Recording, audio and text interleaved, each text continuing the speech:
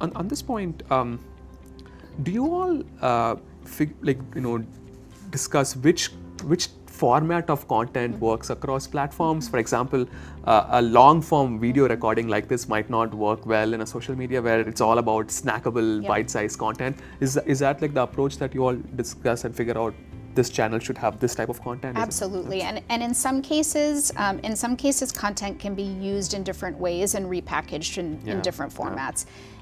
But it really requires that upfront planning. So if we're doing a longer form video, we'll have conversations with our team at the beginning to say, do we think this will turn into shorter videos? How are we thinking about how we'll use this on YouTube? Do we think about social and having different kind of shorter edits for social? So we'll plan a lot of that at the beginning, and then there are certain instances where we'll design something just to be long form or just to be short form, like in-depth conversations. Exactly. Right.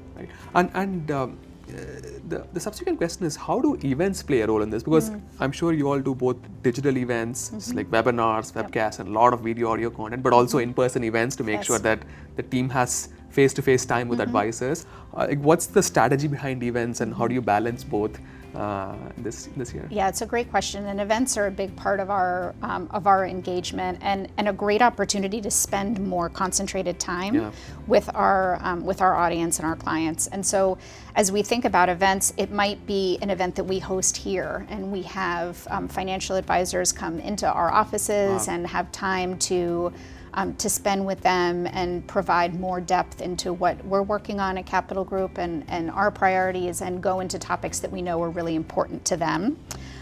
Or we might meet advisors at an event that they're already attending, in which case we might have a speaker on a specific topic, and then we get to spend time kind of mingling with advisors in that environment.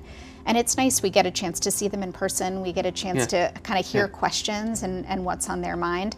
The webinar platform has been huge for us. During the pandemic, we pivoted to exclusively digital events. We've gone back to a hybrid now. And one of the things that we learned was that we could deliver really impactful virtual events. We could reach many, many more advisors.